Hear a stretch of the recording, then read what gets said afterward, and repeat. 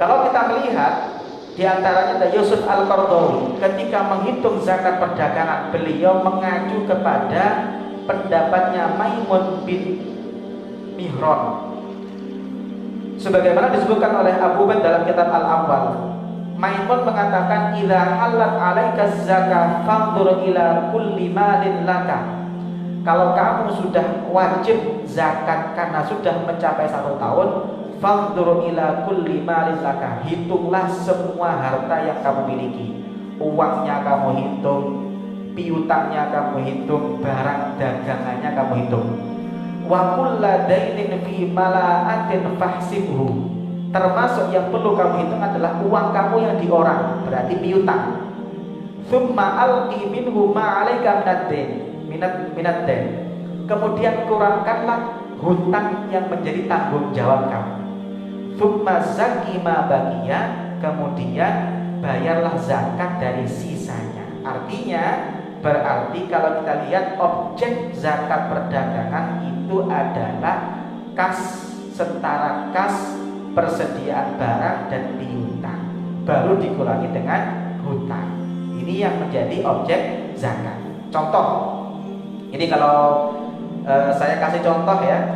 Contoh, ada perusahaan, ada toko yang punya neraca. Contoh neraca begini, Aktiva, dia punya kas 10 juta, dia punya uang di bank hasil dari itu 30 juta, dia punya barang dagangan 60 juta. Bagaimana hitung barang dagangan? Barang dagangan itu dihitung menggunakan harga kulaan pada waktu wajib zakat. Contoh begini, saya buka toko tanggal 1 Muharram, berarti zakat saya kan 1 Muharram, saya kulaan 1 Muharram, berarti saya kemudian zakatnya 1 Muharram tahun depan. Tahun depan barang yang saya punya itu dihitung, barang dagangan yang saya punya itu dihitung, kira-kira harga kulaannya pada waktu itu berapa. Inilah yang menjadi acuan harga perhitungan persediaan barang. Kalau dalam bahasa Arabnya adalah si'ul jumlah. Jadi saya ulang lagi, kas, uang yang di bank dengan hitung, persediaan barang, berapa barang yang sampai dagangkan sampai hitung dengan mengacu kepada harga kulaan pada waktu wajib zakat. Yang ketiga, piutang, ini juga wajib dihitung. Untuk peralatan, Aktiva tetap tidak masuk hitungan. Komputer yang digunakan untuk toko itu gak wajib. Meja, kursi yang digunakan kasir tidak wajib. Gedung tidak dihitung. Yang dihitung hanya uang yang ada tunai ataupun di bank, kemudian piutang di orang yang bisa ditagih. Jadi berapa piutang orang, piutang yang ada di orang yang bisa ditagih. Nomor 4 adalah persediaan barang. Peralatan dan Aktiva tetap tidak masuk hitungan. Ini perlu dicatat. Kemudian total dari 4 ini dikurangi dengan hutang lancar. Berapa hutang Anda ke supplier itu kemudian menjadi pengurang. Maka contoh, ada orang punya neraca, Aktivanya adalah kas 10 juta, banknya 30 juta, persediaan barang 60 juta, piutang 10 juta, peralatan 40 juta, Aktiva tetap gedung, bangunan, tanah 850 juta, total Aktiva 1 miliar. Kemudian pasifanya dia punya hutang lancar 30 juta, hutang jangka panjang 100 juta, modalnya sekitar 870 juta, 860 juta, laba rugi 10 juta, total 1 miliar. Maka kalau kita lihat seperti ini, yang wajib zakat apa saja? 1, kas 10 juta, uang yang di bank 30 juta, persediaan barang 60 juta, piutang yang bisa ditagih kemudian 10 juta, dikurangi hutang lancar ke supplier berapa? 30 juta. Maka kemudian meskipun total Aktiva 1 miliar, ternyata yang menjadi objek wajib zakat hanya 80 juta. Berarti sudah mencapai nisab. Kalau sudah mencapai nisab, maka 80 juta ini dikali 2,5%, total sama dengan 2 juta. Jadi 2,5% dihitung bukan dari total Aktiva, hanya yang dihitung adalah kas, uang di bank, piutang, persediaan barang dagang dikurangi dengan hutang lancar. Ini yang perlu kita pahami.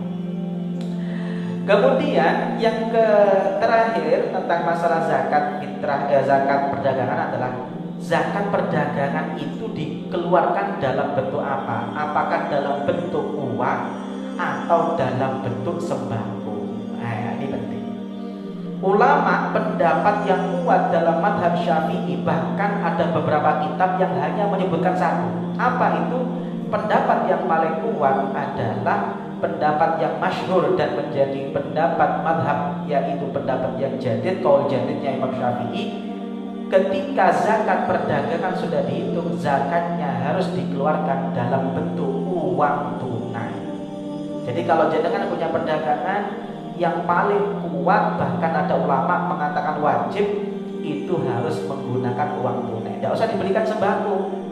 Jadi kalau jenengan punya perusahaan, totalnya berapa zakatnya, ya sudah dikasihkan dalam bentuk nilainya, ya, kimahnya, yaitu berupa uang. Ini pendapat yang kuat. Ada pendapat yang mengatakan boleh diambilkan dari berupa barang dagangannya. Contoh begini, kalau saya dagangan beras, maka 2,5% nilainya berapa? Maka zakat saya adalah beras senilai zakat itu. Artinya adalah zakat dari barang yang diperdagangkan. Contoh, saya dagangan baju. Kalau saya dagangan baju, maka kemudian zakat saya berapa? 2 juta. Maka zakatnya, pendapat yang nomor 2, boleh baju senilai 2 juta. Cuma ini pendapat yang sangat lemah. Pendapat yang kuat adalah tunai. Kenapa? Saya nggak pikir begini nanti. Kalau pakai pendapat yang kedua, iya kalau dagangannya sembako, kalau dagangannya dagangan batu.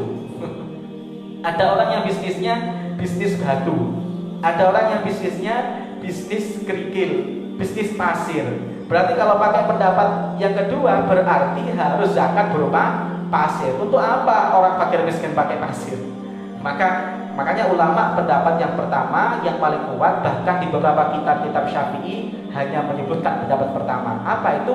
Zakat dikeluarkan untuk perdagangan berupa uang tunai. Jadi dikasihkan uang tunainya. Kenapa? Kata Yusuf Al-Qaradawi, pendapat ini sangat cocok dan ini pendapat yang sangat kuat, karena orang fakir miskin itu kadang-kadang kebutuhannya itu tidak sama dengan kita. Bisa jadi kita kasih ini, orang fakir miskin itu kebutuhannya beda. Maka ketika diberikan dalam bentuk uang, itu lebih bermanfaat bagi dia. Dia bisa menggunakannya sesuai dengan kebutuhan dia.